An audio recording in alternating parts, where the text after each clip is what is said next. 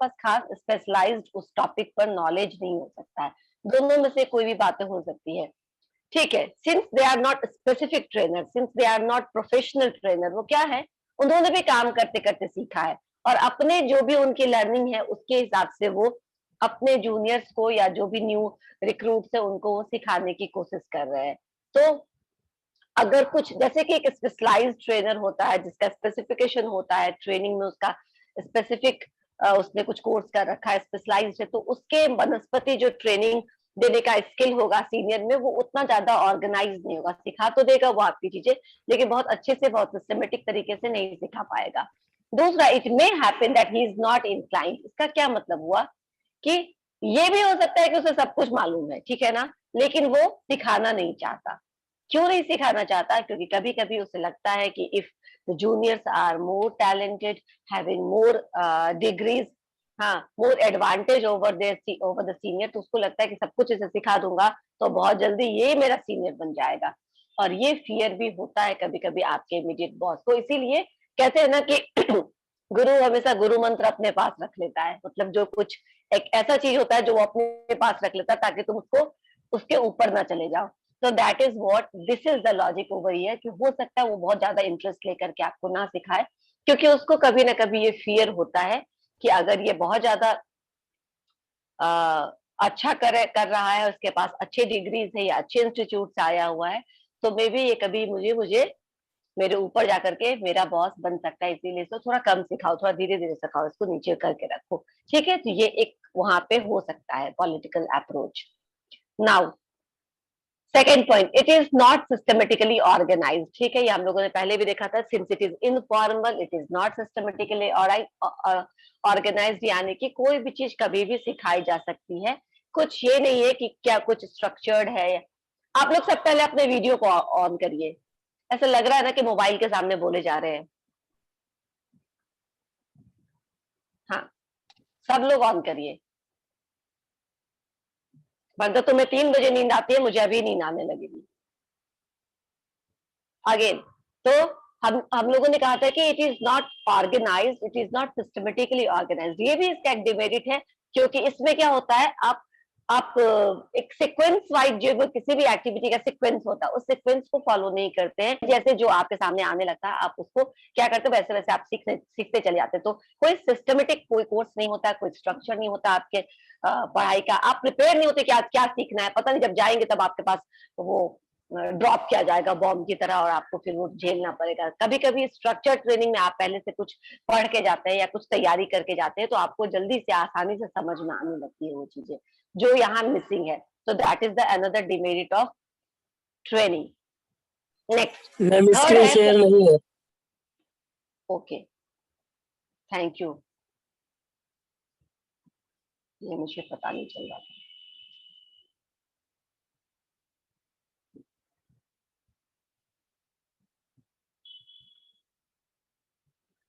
ठीक है,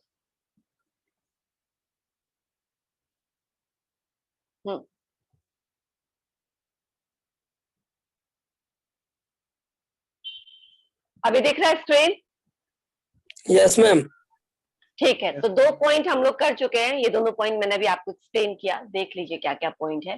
थर्ड है, पुअरली कंडक्टेड प्रोग्राम्स में क्रिएट सेफ्टी हजार्ड, यानी कि जैसे कि हम लोगों ने देखा ये बहुत ज्यादा स्ट्रक्चर्ड नहीं है, बहुत ज्यादा सिस्टमेटिक नहीं है, तो अगर जो सुपरवाइजर है, जो सीनियर है जिसको देना है, अगर वो बहुत ज्यादा इन्वॉल्व होकर के ट्रेनिंग नहीं दे रहा है, अगर उसने बहुत ज्यादा अपने आप को उसमें इन्वॉल्व नहीं कर पाया, कैसे भी ठीक है वो आया तो कैसे भी करके सिखा देंगे, ये सिखा देंगे, ये सिखा देंगे, अच्छा ठीक है काम करने लगेगा, अगर वो बहुत इंटरेस्ट से काम नहीं ले रहा है तो मे भी, क्योंकि आप क्या कर रहे हैं, आप ओरिजिनल वर्क स्टेशन पे बैठ के काम कर रहे हैं, जहां पे भी जिस मशीन पे आपको काम करना आप उसके सुपरविजन में वहां पे काम कर रहे हैं, ठीक है ना। तो इससे प्रॉब्लम क्या हो सकती है कि अगर उसने जरा सा भी ध्यान नहीं दिया, जरा सा भी कोताही बरती गई इस तरीके के ट्रेनिंग में, तो रिसोर्सेज की बर्बादी जो होगी वो अलग है, सेफ्टी हजार्ड भी हो सकता है, एम्प्लॉय जो उस पे काम कर रहा है उसके भी हेल्थ इश्यूज या उसके भी प्रॉब्लम्स हो सकते हैं, सेफ्टी मेजर्स के प्रॉब्लम्स हो सकते हैं, जैसे कि मान लो इलेक्ट्रिसिटी पे काम करने वाला काम है तो करंट का हमेशा डर रहता है, अगर कुछ दूसरे इस तरीके का काम है जहाँ पे इंफ्रास्ट्रक्चर का काम है वहां पे कुछ गिरने या कुछ कहीं से कुछ ड्रॉप होने का डर होता है, या फिर खुद ही जो कैरियर होता है उसके ड्रॉप हो जाने का डर होता है। तो ये सब डर होता है, अगर यहाँ पे अच्छे से नहीं किया गया, सीरियसली इसको कंडक्ट नहीं किया गया, तो एक्सीडेंट्स के चांसेस बढ़ जाते हैं। जो सामान है, जो मशीनरी है, वो सब भी खराब हो सकता है, रिसोर्सेज भी वेस्ट हो सकते हैं, और ह्यूमन के भी सेफ्टी पर ये बन सकता है। फोर्थ है, द ट्रेनी में लर्न इन हफाजार्ड मैनर। हफाजार्ड मैनर का मतलब है जहाँ पे कोई स्ट्रीमलाइन डायरेक्शन नहीं हो। हफाजार्ड हम बोलते हैं जब कुछ भी आगे पीछे कैसे भी करके सीख रहे हैं, ठीक है ना, कुछ भी सिस्टमेटिक नहीं है। हफाजार्ड को बोल सकते हैं अस्त व्यस्त, ठीक है ना, अस्त व्यस्त तरीके से आपको सिखाया जाएगा, nothing is sequential and systematic. तो ये जो सीखने वाले होते हैं, जो न्यू रिक्रूट्स होते हैं या ट्रेनिंग होते हैं, वो बहुत हाफाजार्ड मैनर में सीखते हैं। कोई डिफरेंट डायरेक्शन नहीं होता, काम को करते समय डिसऑर्गेनाइज्ड वे में उनकी लर्निंग होती है। तो एकदम the organized learning is missing here. उसके बाद इनएक्सपीरियंस हैंडलिंग ऑफ मशीन, हाँ वही मैंने वहां पे कवर किया था कि सेफ्टी हैजर्ड में यहाँ पे वो एक्सीडेंट्स की बात कर रहा है कि आदमी का कुछ हो सकता है नुकसान, आदमी का कुछ एक्सीडेंट हो सकता है, लेकिन नीचे है कि जब सम यहाँ पे यही बात दिया है कि अब मान लो इनएक्सपीरियंस हैंडलिंग ऑफ मशीन करते हैं, अगर कोई न्यू कमर जिसको मशीन चलाने ठीक से नहीं आता है और वो फिर भी चला रहा है, ठीक है ना, तो ये इनएक्सपीरियंस हैंडलिंग ऑफ मशीन है। और अगर सुपरवाइजर कहीं भी दाएं बाएं हुआ, इधर उधर हुआ, तो हो सकता है वो टूल या इक्विपमेंट वो खराब हो जाए, टूट जाए, और इससे कोलोसल लॉसेस मतलब होता है, कोलोसल लॉसेस मतलब अ बिग लॉस, ठीक है ना, बहुत बड़ा लॉस, बहुत बड़ा नुकसान ऑर्गेनाइजेशन को हो सकता है। These are the drawbacks of the job, on the job training. ठीक है, ठीक है। ऐसे तो मैंने सुना सुना है कि जमशेदपुर में जहाँ पे ये आयरन ओर इंडस्ट्रीज बहुत ज्यादा है ना, तो वहाँ आयरन को पिघलाया जाता है, ठीक है, किसी भट्टी में डाल डाल के, ब्लास्ट फर्नेस। हाँ एक मिनट। तो उस आयरन को पिघला बेल्ट किया जाता है कुछ बनाने से पहले, तो वो काफी ऊंचा ऊंचा वो फर्नेस होता है, ठीक है ना, काफी बड़ा बड़ा, ऊपर से वो पिघलाते रहता है। And that is the case कि उसपे जो वो काम करने वाला मजदूर था, जरा सा प्रॉब्लम हुआ, जरा सा वो झुक के देखने की कोशिश की उसने कि यहाँ पे अंदर जो मैं डाल रहा हूँ सही जगह पे जा रहा है कि नहीं, वट एवर उसके दिमाग में आया हो, and then he fell down in that particular furnace, और फिर किसी को पता भी नहीं चला, एक्चुअली किसी ने वहां पे उसको देखा गिरते हुए, एंड इसीलिए पता चला, अदरवाइज पता भी नहीं चलता कि वो कहाँ गया, क्योंकि कुछ भी नहीं मिला उसके अंदर से। जैसे आयरन पिघल जाता है वैसे ही nothing, not a single part is get covered, गायब हो गया होगा, वो बिल्कुल गायब हो गया, बिल्कुल गायब हो गया। तो वो ये चीज, तो ये इतना ज्यादा सेंसिबल है कि अगर आप किसी को ऑन द जॉब ट्रेनिंग दे रहे हैं, तो have to be very particular, very serious about that, क्योंकि वो तो सीखा हुआ, वो तो बरसों से काम को कर रहा था, तब भी ये मिस्टेक हुआ। तो जो सामान का क्षति होता है, नुकसान होता है, वो तो एक तरफ है, जान माल का भी नुकसान हो सकता है अगर हमने इसको बहुत सीरियसली कंडक्ट नहीं किया तो, राइट। बहुत बार ऐसा हुआ, जहाँ पे मैं काम करती थी वहां पे बहुत सारे हम लोग, जहाँ पे जो कंपनी थी ना, मेरी सेकंड कंपनी, वो एक्चुअली मेंटेनेंस और रिपेयर एंड मेंटेनेंस का काम करती थी, फैसिलिटी मैनेजमेंट की कंपनी थी। जैसे अभी तुम लोग पढ़ते हो, बहुत सारा देखते हो SIS वगैरह, जो सिक्योरिटी की है, नहीं, तो SIS वगैरह देखते हो ना? Yes ma'am. अभी ठीक है, ठीक है। तो वैसे ही वो कंपनी थी, ऐसे बहुत बड़ी कंपनी थी, मतलब उसका 3-4 जगह था ब्रांच ऑफिस, बैंगलोर में था, दिल्ली में था, दिल्ली के NCR में था, तो वो सब था। तो वहां पे भी हमारे यहाँ एक इलेक्ट्रीशियन थे, इसीलिए ESI या फिर मेडिक्लेम करवाना अपने एम्प्लॉयज का जरूरी होता। वहां पे मैंने ESI का इम्पोर्टेंस देखा था कि उसको किसी दूसरे साइट पे काम करते करते करंट लग गया था उसको, और काफी ज्यादा वो, मतलब 5-6 महीना वो काम करने के लायक थी, वो काफी ज्यादा जल गया था वो, लेकिन बच गया, ठीक है ना। तो अभी होता है कि वहां से अगर उसका ESI हमने नहीं किया रहता, तो सारा खर्चा एम्प्लॉयर को देना पड़ता उसके जितने, क्योंकि during the course of employment उसके साथ ही एक्सीडेंट हुआ था, इसीलिए जब, लेकिन उसका ESI सिंस था, हम लोगों ने उसको एनरोल कर रखा था ESI पे, तो उसको एक दिन के लिए बस ESI के हॉस्पिटल में एडमिट करना पड़ता है, एक रात भर के लिए, और फिर वो हॉस्पिटल अगर ज्यादा सीरियस का केस होता है तो अच्छे हॉस्पिटल में, अच्छे गवर्नमेंट हॉस्पिटल में, एम्स या फिर इस तरीके के जो सफदरजंग इस तरीके के हॉस्पिटल में रेफर कर देता है, वहां आपका इलाज भी मुफ्त में होता है, दवाइयां भी आपको डिस्पेंसरी से फ्री में मिलती है। एंड देन जितने महीने भी आप काम पे नहीं जा सकते हो ना, उतने महीने आपको कुछ ना कुछ कॉम्पनसेशन ईएसआई ऑफिस की तरफ से मिलते रहता है, राइट। तो दीज आर द बेनिफिट्स। इसीलिए ये सब चीज हम ऑन टाइम हो जाना चाहिए। अगर किसी ऑर्गेनाइजेशन में ज्वाइन करती है तो आप मेडिक्लेम करवा दीजिए। इफ इज अर्निंग, उस समय जब हम लोग काम करते थे उस समय 10,000 और 15,000 ही, 10,000 से शुरू हुआ था, 15,000 इज द हायर लिमिट। अब ये लिमिट 21,000 हो गया है, यानी 21,000 तक के लोगों को ईएसआई में इनरोल कराने की जरूरत नहीं है। उनके लिए आप कुछ दूसरा मेडिकल बेनिफिट अगर देना चाहते तो दीजिए।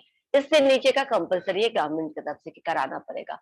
तो जब इंश्योर्ड रहता है तो एम्प्लॉयर, एचआर के लोग सभी सेफ रहते हैं, किसी के ऊपर कोई प्रॉब्लम नहीं आता है। तो एकदम टाइमली बेसिस पे ये सब हो जाना चाहिए, क्योंकि नेवर नोज, एक्सीडेंट कभी बोल के नहीं आता कि मैं आने वाला हूँ, कि हमेशा ऐसे ही आता है कि आपको कुछ भी पता नहीं चलेगा। ओके, तो हमने ऑन द जॉब ट्रेनिंग आपको बता दिया कि ये क्यों ऑन द जॉब ट्रेनिंग बहुत सेंसिबल है। यहाँ पे जो मेजर रिस्पॉन्सिबिलिटी होती है वो सुपरवाइजर या जो ट्रेनिंग दे रहा है, इमीडिएट बॉस, उसके ऊपर होती है कि वो अच्छे से training they.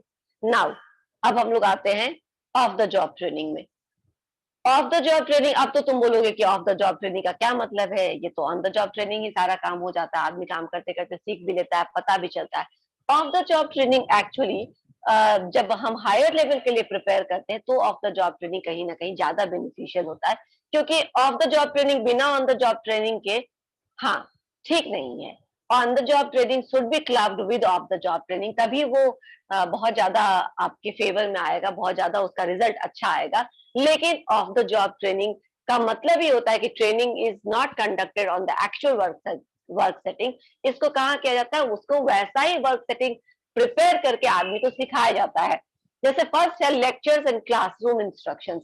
Lectures and classroom instruction, जैसे कि हमारा आपका example, you people has been trained at, has been groomed for your future responsibility. बाद में जाकर के आप किसी ऑर्गेनाइजेशन को ज्वाइन करेंगे तो आपके पास जो बेसिक, जो थ्योरेटिकल बैकग्राउंड होना चाहिए, जो कॉन्सेप्चुअल क्लैरिटी होनी चाहिए, जो प्रिंसिपल्स है वो आपको आने चाहिए, जो भी है वो आप अभी सीख रहे हैं, ठीक है ना। इसमें से आप कितना याद रखेंगे दैट डिपेंड, ठीक है ना, वो तो डिपेंड करता है कि कितना याद रहेगा। लेकिन जितना भी याद रहेगा, या फिर आपका एक बार बेस बना हुआ तो आप कभी भी रिवीजन करके जा सकते हैं। क्या होता है, it just work as a foundation, इससे आपको कुछ खास फायदा नहीं होगा, लेकिन हाँ, आपकी कॉन्सेप्चुअल क्लैरिटी सही होगी, ठीक है ना। वो और ज्यादा अच्छा, वो और ज्यादा तेज तब होगा जब आप उसको यूज करना शुरू करिएगा। लेकिन राइट नो यू आर, आपकी कॉन्सेप्चुअल क्लैरिटी है, आपको प्रिंसिपल से आपको बेसिक नॉलेज है, तो फिर जब ऑर्गेनाइजेशन को आप ज्वाइन करते तो उनको सिखाने में आसानी हो जाती है। Since you know what are the fundamental rules, what are the fundamental theories of particular anything, any program, anything जो भी आप लोग पढ़ रहे हैं, तो उनको वो आगे बताने में या उनके ऑर्गेनाइजेशन में उस चीज को किस तरीके से इम्प्लीमेंट किया जाता है, ये उनको समझाने में आसानी होगी। तो ये क्लासरूम इंस्ट्रक्शन से, ये भी एक तरीके का ट्रेनिंग है, आप लोगों का ट्रेनिंग है जो क्लासरूम ट्रेनिंग या लेक्चर्स के रूप में दिया जाता है, जहाँ जो थोड़ा सा हाँ कभी कभी बोरिंग होता है अगर इसमें टूल्स एड्स ना यूज करे तो, लेकिन फेस टू फेस इंटरेक्शन इसमें पॉसिबल है। इमीडिएट फीडबैक हो सकता है कि अगर आप इंटरेक्शन कर सकते हैं, आप क्वेश्चन पूछ सकते हैं, आप क्लैरिटी ले सकते हैं, ठीक है। ये हो गया lecture in classroom method, this is also the example of the job training. दूसरा है कॉन्फ्रेंस मेथड होगा। कॉन्फ्रेंस मेथड, कॉन्फ्रेंस मेथड तुम लोगों ने कभी सुना है डॉक्टर्स का कॉन्फ्रेंस होता है या यस फिर मैम, सुना है ना। एक्चुअली कॉन्फ्रेंस कहाँ, कहीं दूसरी जगह बुला करके फैमिली Yes, को ma'am, भी बुलाया जाता है। फॉरेन डॉक्टर्स भी हाँ आते हैं, बोलो। फॉरेन डॉक्टर्स भी आते हैं, या आपको भी फॉरेन जाने स्पेशलिस्ट का उस मौका मिलता है, जो फील्ड यहाँ के के डॉक्टर्स स्पेशलिस्ट है, सब आते या फिर किसी एक जगह पे बुलाया जाता है, कहीं दूसरी जगह कंट्री में भी हो रहा है तो किसी तीसरे चौथी जगह हर साल ये कॉन्फ्रेंस किया जाता है। क्यों? क्योंकि जो भी नया इलाज है, जो भी नया जो खोज है, जो भी रिसर्च चल नई रहा है उस पे मशीन या मैम डिबेट एक तरह टेक्नोलॉजी से है, होता है। जो रिसर्च चल रहा है, आखिर इससे जो भी स्पेशलाइज्ड डॉक्टर्स है इस पर्टिकुलर सब्जेक्ट के, सभी लोग आए, सभी लोग इसमें पार्टिसिपेट करें, डिस्कशन करें, उस चीज से नॉलेज गेन करें, और फिर अपने अपने जगह पे अपने अपने हॉस्पिटल्स में जाकर के उस न्यू टेक्नोलॉजी को यूज करें, इम्प्लीमेंट करें।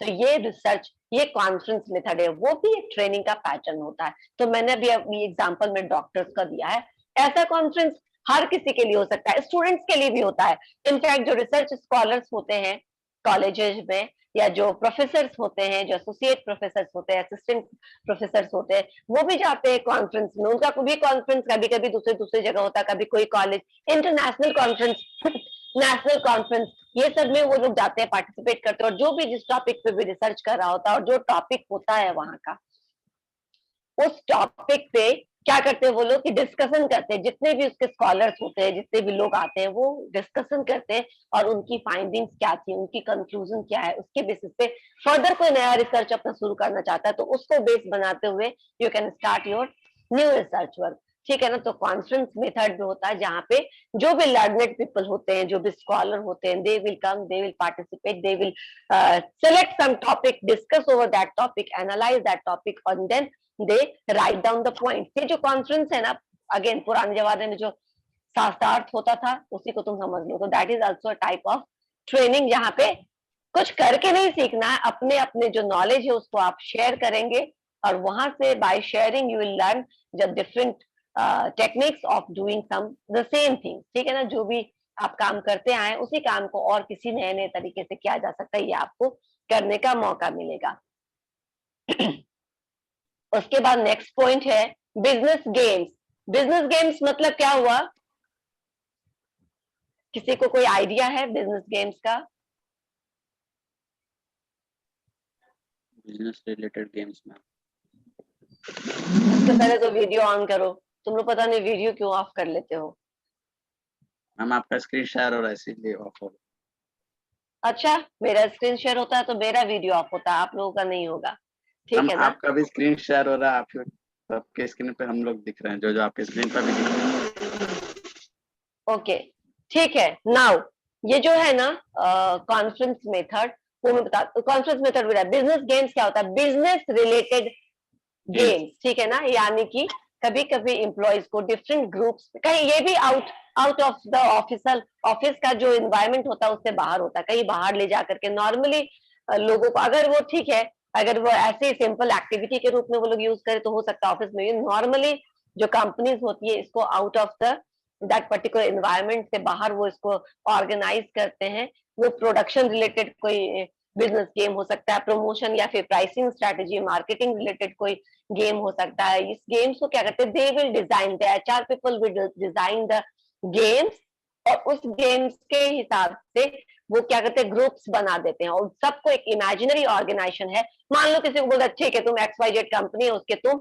मान लो कि ये सीईओ हर्ष है, ठीक है ना। तो हर्ष को हमने सीईओ बना दिया, किसी को हमने एमडी बना दिया, किसी को हमने सीनियर मैनेजर बना दिया, किसी को हमने कंट्री हेड बना दिया, किसी को हमने जनरल मैनेजर बना दिया, किसी को हमने ब्रांच हेड बना दिया, और एक प्रॉब्लम दे दिया। ठीक है ना। ये बिजनेस, ये टॉपिक है हमारा। अब इस गेम पे आप लोगों को क्या करना है? You have to role play. Business games role playing भी होता है। Now you have to find out कि इस प्रॉब्लम को, अगर मैं इस ये प्रॉब्लम है तो इस प्रॉब्लम को मैं कैसे सॉल्व करूंगा। ये पर्टिकुलर गेम है, ये मुझे करना है, एक्टिविटीज है, फंक्शंस है जो इमेजिनरी ऑर्गेनाइजेशन के रूप में आपको परफॉर्म करने के लिए दिया जा सकता है, या उस गेम को, उस प्रॉब्लम को सॉल्व करने के लिए दिया जा सकता है। कई बार मैंने देखा है कि कई प्रॉब्लम्स होते हैं, जैसे आपको कुछ वो कार्ड दे देंगे, ठीक है ना। कार्ड्स को बोलेंगे कि आप कोई भी अल्फाबेट लिखिए, कभी जी, कभी जेड, कभी आई, कभी कोई दूसरा अल्फाबेट, एंड देन मैं ऐसे करके आप उस आई को लिखिए, उस जैसे आपकी मर्जी। आपके टीम में अब ये अब डिपेंड करता है कि वो किस तरीके से उस अल्फाबेट को लिखते हैं, किस तरीके से उस अल्फाबेट को सजाते हैं, और किसी एक किक से, कहीं एक जगह से एक किक देना है और पूरा का पूरा कार्ड गिर जाए। ठीक है ना। तो कुछ चीजों में, जैसे जेड में, it is very easy to make them fall, ठीक है ना। लेकिन कुछ केसों में जैसे कैपिटल आई लिखेंगे तो इट बिकम्स डिफिकल्ट, है ना। आई के केस में इट बिकम्स डिफिकल्ट। तो आप किस तरीके से लिखेगा, इट्स अप टू यू। वो आपको ये नहीं बोलेंगे कि कैसे लिखना है, इट्स अप टू यू। आपको बस आई अल्फाबेट लिखना है इस कार्ड से, और ऐसे लिखना है कि ये गिरे। इससे क्या होता है? एनालिटिकल स्किल्स इंप्रूव होते हैं, ठीक है ना। प्रॉब्लम सॉल्विंग स्किल्स इंप्रूव होते हैं। तो ये इस तरीके के बिजनेस गेम्स दिए जाते हैं। इसी तरह रोल प्लेइंग अनदर एग्जाम्पल है इसी का, ऑफ द जॉब ट्रेनिंग का। रोल प्लेइंग में डिफरेंट रोल्स, जो अभी मैंने कहा ना कि रोल दे दिया जाता है, किसी को जीएम, किसी को एमडी। बिजनेस गेम्स में गेम्स दिए जाते हैं, यानी प्रॉब्लम्स दिए जाते हैं किसी पर्टिकुलर सब्जेक्ट से रिलेटेड, और उसको उसमें डिसीजन मेकिंग करने के लिए बोला जाता है, and then you can solve that particular problem. Role playing में एक आर्टिफिशियल सिचुएशन दे दिया जाता है, एंड सब लोगों को, जो लोग स्टार परफॉर्मेंस, जो लोग हो सकता है अगले 2 साल में टॉप लेवल पे पहुंच जाए, उनका प्रमोशन हो जाए, उनके लिए एक प्रिपरेटरी फेज होता है कि अगर अभी आप नहीं पहुंचे, बट सपोज अगर मैं आपको अभी जीएम बना देता हूँ, अगर आपको मैं कंट्री हेड बना देता हूँ, अगर मैं आपको सीईओ बना देता हूँ, तो how will you take this situation?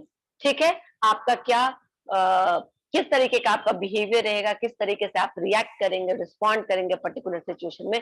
You have to play that particular role, यानी कि जैसे हम इमेजिनरी रोल प्ले करते हैं ना ड्रामा में या फिर प्लेज में, उसी तरीके से आपको यहाँ पे रोल प्लेइंग करना है, अपने आप को उस रोल में रखते हुए।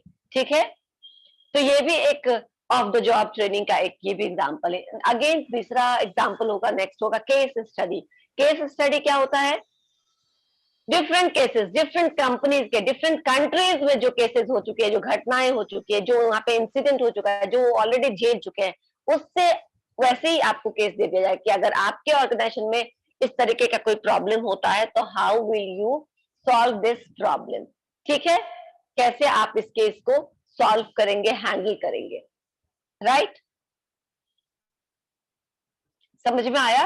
केस स्टडी भी डिसीजन मेकिंग को इंप्रूव करने के लिए एंड प्रॉब्लम सॉल्विंग एटीट्यूड को इंप्रूव करने के लिए दिया जाता है। डिफरेंट केसेस में भी कल को आपकी कंपनी में उस तरीके का प्रॉब्लम आ जाए तो आप कैसे उसको सॉल्व करोगे, कैसे उसको टैकल करोगे। It can be like that, case simple, इतना ऐसा हो सकता है कि you don't have right now, you don't have that much financial profit, आपके ऑर्गेनाइजेशन को नहीं हुआ है कि आप अपने एम्प्लॉयज को इस साल हाइक दे सके। ठीक है ना, एंड देन एम्प्लॉयज में ऑलरेडी बहुत ज्यादा डिससेटिस्फैक्शन है, अब they are on the verge of strike या फिर काम छोड़ करके चले जाएंगे, कैसे करें?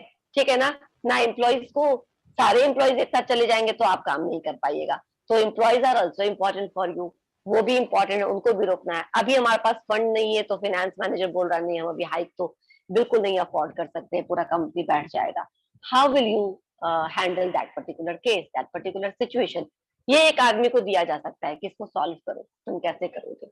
राइट, देयर में be different opinions, different views. ठीक है ना, डिफरेंट आदमी आपको डिफरेंट, कहीं से आपको सोल्यूशन मिलेगा। तो इससे क्या होता है, क्रिटिकल थिंकिंग को इनहांस किया जाता है, क्रिटिकल एनालिटिकल थिंकिंग इस तरीके के केसेस को सॉल्व करके इम्प्रूव होता है। ठीक है, आपके पास कोई सॉल्यूशन इस प्रॉब्लम का, जो प्रॉब्लम मैंने दिया?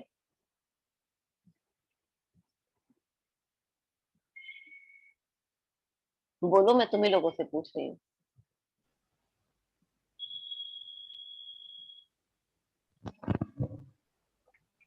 ये भगवान, मैम ईयरली जो कहाँ है सब लोग? बोनस दिया जाता है मैम, ईयरली हम जो बोनस की बोनस बात दिया ही नहीं जाता कर है रहे, हम बोनस की बात ही नहीं कर रहे। मार्च महीना आ गया है एंड ऑन एवरी मार्च आज तक का हमारा ट्रेडिशन है कि हम अपने एम्प्लॉयज को इंक्रीमेंट देते हैं। ठीक है ना, उनको हम इंक्रीमेंट देते हैं, उनके परफॉर्मेंस के बेसिस पर हम उनको अप्रेज करते हैं और हम उनको इंक्रीमेंट देते हैं। तो आपके पास क्या तरीका होगा ऐसे सिचुएशन में?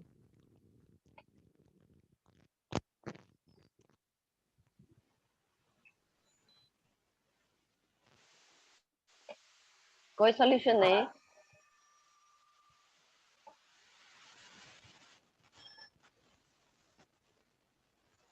हम्म, कुछ नहीं समझ में आ रहा है कि ऐसे में क्या किया जा सकता है, सोचो जरा। प्रॉब्लम रिपीट इसमें यहाँ पे कोई बिजनेस फैमिली से नहीं है क्या?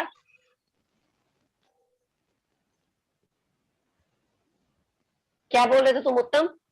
मैम प्रॉब्लम रिपीट कीजिए ना। प्रॉब्लम रिपीट कर रही हो? ओके, प्रॉब्लम ये है कि सपोज करो you are the MD of any organization and the problem ये है कि आपका जो 2 साल का जो पूरा का पूरा बैलेंस शीट है वो बिल्कुल गड़बड़ा गया है, since due to this pandemic और due to some external political reason या कोई भी इकोनॉमिकल रीजन के कारण you are not making profit in organisation. और इस साल आपकी हालत बिल्कुल ऐसी नहीं है कि आप अपने एम्प्लॉयज को कोई भी इंक्रीमेंट दे सको। ठीक है ना, आप इंक्रीमेंट देने के हालत में नहीं हो and the employees are already very much dissatisfied. उनको अब लगता है कि नहीं, अब हम इस साल अगर मुझे नहीं मिला हम लोग को हाइक तो will leave the organization, will go for revolt, हम स्ट्राइक कर देंगे या कुछ ऐसा। तो आप कैसे इस सिचुएशन को हैंडल करोगे कि आपका काम भी हैम्पर नहीं हो और आपके हम लोग भी उसमें एक प्रोग्राम कर लेंगे और उसमें ये जैसे वर्क ऑफ द ईयर ऐसे जो तो बढ़ता है ना प्राइस, वैसे सबके सामने बांट देंगे, खुश हो जाएंगे चने की झाड़ पे। और कोई सॉल्यूशन? कंपनी प्रॉफिट में नहीं है।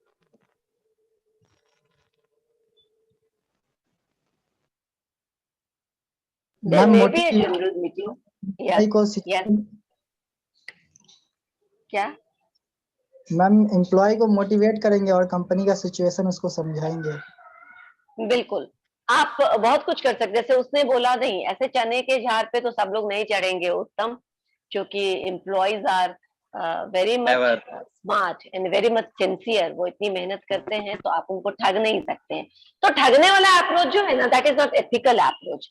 जो सही अप्रोच है वो ये अप्रोच है कि just held the meeting of each department head, each branch head. आप उनके साथ एक मीटिंग करिए और उनको समझाइए कि दीज आर द कंडीशंस, हम अभी अच्छी जगह टाइम से नहीं कर सकते। अगर हम ग्रोथ करेंगे, ठीक है ना, अगर हम सैलरी हाइक करेंगे तो हमको forcefully half of the employees को क्या करना पड़ेगा, रिट्रेंच करना पड़ेगा, तभी हम कुछ लोगों की सैलरी इंप्रूव कर पाएंगे।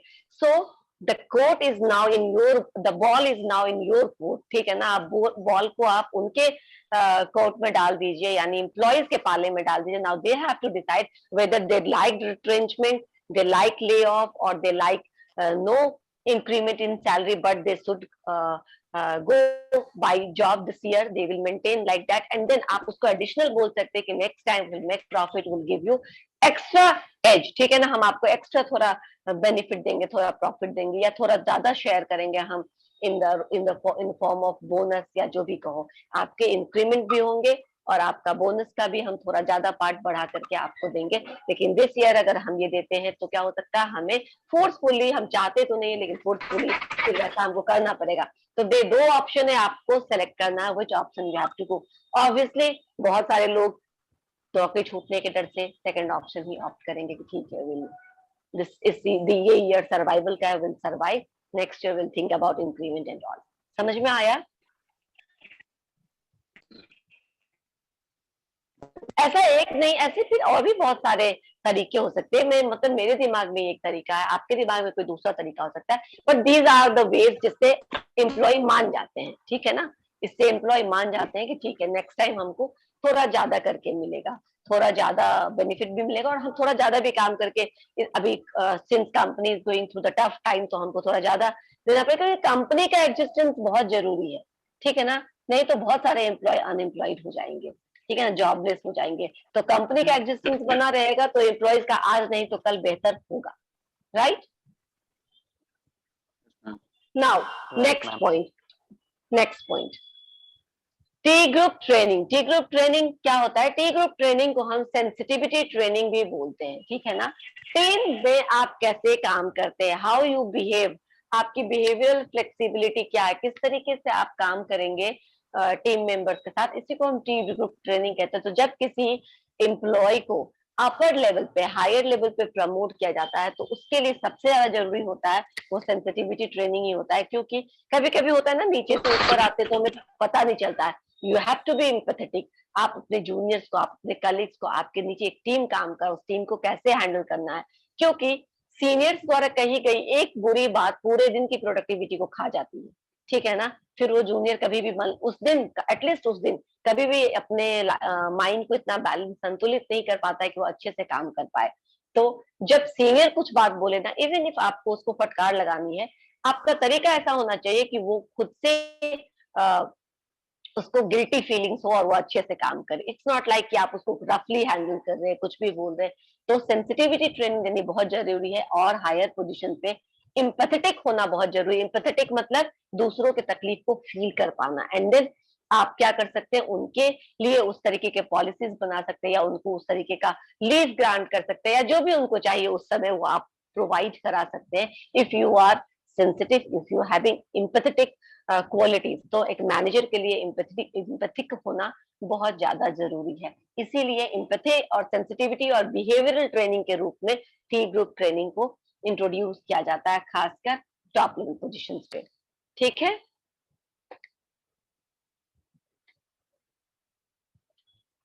Now merits of the job training, merits and demerits इसके भी है। आप लोग मेरिट्स देखिए, सबसे पहला क्या है, trainee are usually experienced enough to train, यानी जो ट्रेनिंग दे रहे हैं, जो ट्रेनर है, वो क्या है, वो इतने ज्यादा एक्सपीरियंस्ड होते हैं, वो बहुत ज्यादा एक्सपीरियंस्ड है क्योंकि वो स्पेशलाइज्ड है, उनको अलग से हायर किया गया है।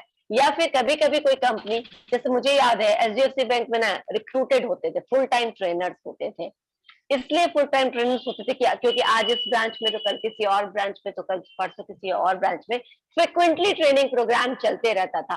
तो अगर आपके यहाँ फ्रिक्वेंसी ऑफ ट्रेनिंग अधिक है, ठीक है ना, फ्रिक्वेंसी ऑफ ट्रेनिंग अधिक है, तो फिर आप टेम्पररी हायर करेंगे कुछ वीक के लिए, कुछ महीने के, तो बहुत एक्सपेंसिव पड़ेगा, तो वो ऑन रोल ट्रेनर को रखते थे, ठीक है ना। They are HR specialist people, जो ट्रेनिंग में जिनका खासा स्पेशलाइजेशन होता था वो रहते थे, और वो पूरे साल ट्रेनिंग मॉड्यूल प्रिपेयर करते रहते थे, और किस किस क्या क्या नया ऐड किया जा सकता है, कैसे ट्रेनिंग प्रोग्राम को इंटरेस्टिंग बनाया जा सकता है, ये सब वो चेक करते रहते थे। तो ट्रेनर्स जो होते हैं normally on the job training में कोई भी ट्रेनिंग आपको देता है, जो काम खुद करके सीखा हुआ है वो आपको सिखा देता है, लेकिन ऑफ द जॉब ट्रेनिंग में एक स्पेशलाइज्ड उस टॉपिक का, उस विषय का एक स्पेसिफिक स्पेशलिस्ट होता है ट्रेनर के रूप में, और वो आपको अच्छे से एक्सपीरियंस होता है, वो काम ये बहुत बार कर चुका होता है, तो वो आपको बहुत अच्छे से उस ज्ञान को इम्पार्ट कर सकता है, उस नॉलेज को बांट सकता है।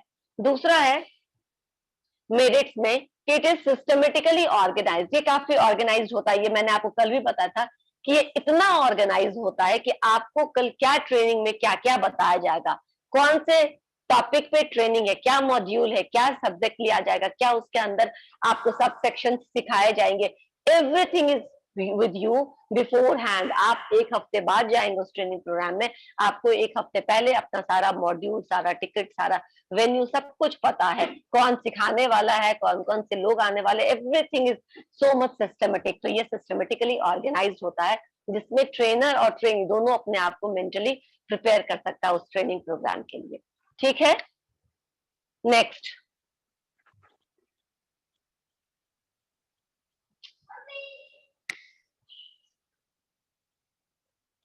नेक्स्ट पॉइंट है इसमें, ये होगा, एक minute, efficiently created programs may add lot of value since it is efficiently created। मैंने कहा ना अभी कि वो सालों इस चीज को डिवाइस करते रहते थे कि हमारा ट्रेनिंग मॉड्यूल क्या होगा, क्या क्या इसमें नया ऐड किया जा सकता है। तो जब ये एक इफेक्टिव आदमी इसको इफिशियंटली उसको बनाता है, क्यूरेट करता है, उसको अच्छे से डिजाइन करता है, तो क्या होता है, उससे जो फाइनल आउटकम होता है उसमें आप वैल्यू ऐड कर सकते हैं, जो लर्निंग होगा वो मच मोर बेटर होगा in comparison two of the job training, जहाँ पे ऑन द जॉब ट्रेनिंग जहाँ पे कुछ भी इतना ज्यादा सिस्टमेटिक या ऑर्गेनाइज नहीं है। Next, this type of training gets employees away from their work environment, ठीक है, हम लोग इसको भी डिस्कस कर चुके थे कि सिंस इसको आउट ऑफ द ऑफिस में इसको ऑर्गेनाइज किया जाता है, किसी एक्सटर्नल ऐसे जगह पे किया जाता है, कोई भी हो सकता है, वो हिल स्टेशन हो सकता है। नॉर्मली तुम्हें पता आईएएस का ट्रेनिंग कॉलेज कहाँ पे है, आईएएस लोगों को ट्रेनिंग कहाँ दी जाती है, जिनका ट्रेनिंग सेंटर है वो कहाँ लबासना, लबासना कहाँ, हिमाचल में लबासना जगह मसूरी, हिमाचल में, लबासना मसूरी में, मसूरी, बिल्कुल उत्तराखंड। मसूरी में। हाँ, तो ऐसे ही बहुत सारे कंपनीज होते हैं जिनके guest house, offices, training centre ऐसे जगहों पे होते हैं जहाँ पे आपको नेचर एटमोस्फेयर ऐसा प्रोवाइड किया जाए जो अपने आप में बहुत सूदिंग है, बहुत काम है, जिसका आपके माइंडसेट पे बहुत सूदिंग असर पड़े, ठीक है ना। बहुत ज्यादा स्ट्रेस लेकर के काम नहीं कर सकते हैं, कुछ नया नहीं सीखते, तो यू हैव टू गेट, हाँ, और ये मेन शहरों में नहीं होता जहाँ पे बहुत ज्यादा चैं पो पा होता, वहां पे नहीं होता, ये आउटस्कर्ट्स ऑफ द सिटी, ठीक है ना, जहाँ पे एक आपको इत्मीनान का एक एटमोस्फेयर प्रोवाइड किया जा सके, जहाँ पे आप जितनी लर्निंग होगी आप अच्छे से, हाँ। तो जस्ट इट इज द मकसद ये भी होता है कि आप